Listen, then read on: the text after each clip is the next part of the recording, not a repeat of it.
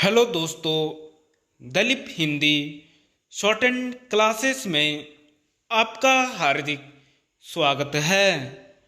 दोस्तों, आज की डिक्टेशन आनंद आशुलिपि मासिक पत्रिका अंक 12 से बोली जाएगी। डिक्टेशन की गति 100 शब्द प्रति मिनट होगी। डिक्टेशन स्टार्ट करते हैं 5 सेकंड बाद।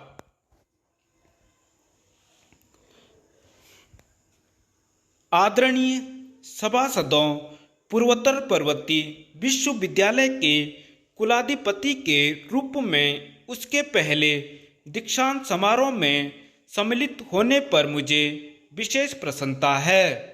पर्वतों और वनों ने मुझे सदा ही आकर्षित किया है और यह क्षेत्र हमारे देश का एक सर्वाधिक आनंदप्रद क्षेत्र है। यहाँ के मनोरम भूदृश्य के साथ यहाँ के लोगों की अपनी अलग रंग बिरंगी वेशभूषा और मैत्रीभाव का सुंदर संयोग हुआ है। मैं यह भी कहने जा रही थी कि ऋतु भी इस संयोग में शामिल हैं, लेकिन उससे पहले ही कुलपति ने सूर्योदय की बात कह दी।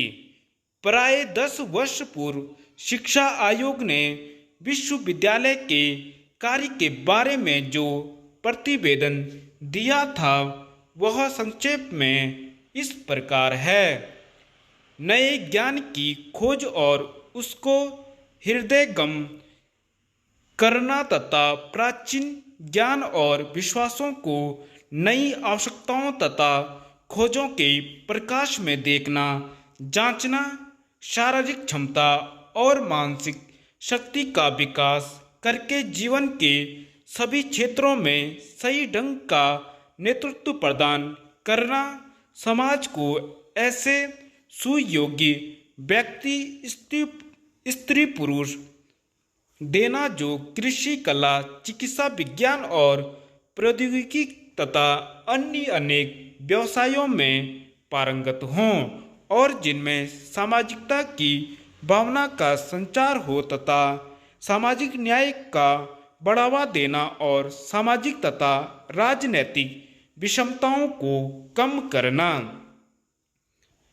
यह उच्चतर शिक्षा के कुछ उद्देश्यों का वस्तुनिष्ठ शब्दों में सार संक्षेप है।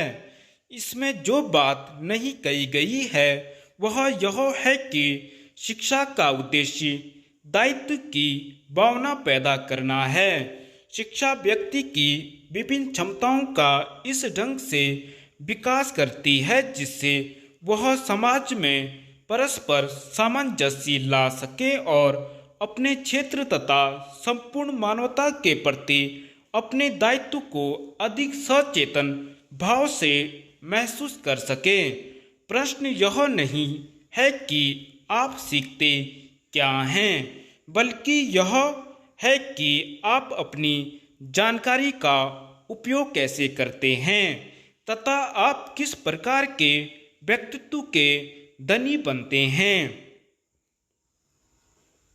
भारत में आधुनिक शिक्षा प्रणाली ने अधिकतर पश्चिमी देशों के नमूने से प्रेरणा ग्रहण की है, जिसमें व्यक्ति के विकास पर अधिक जोर दिया जाता है।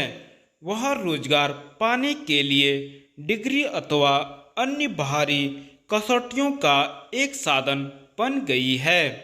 उसमें अधिक बल देने पर नहीं बल्कि प्राप्त करने पर दिया जाता है।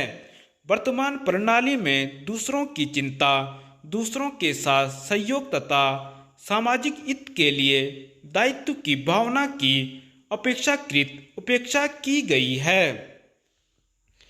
सच तो यह है कि आप अपने चिंतन और अपने कर्म के द्वारा जीवन को जितना ही देंगे, आपके क्षितिज का उतना ही विस्तार होगा और आपके सम्मुख उतने ही अधिक अवसरों के द्वार खुलते जाएंगे।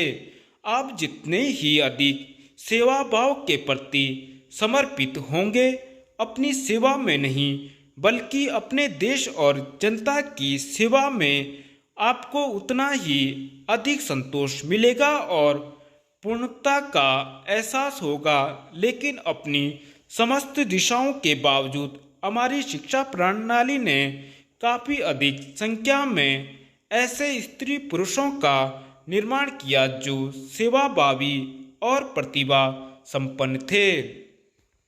धन्यवाद।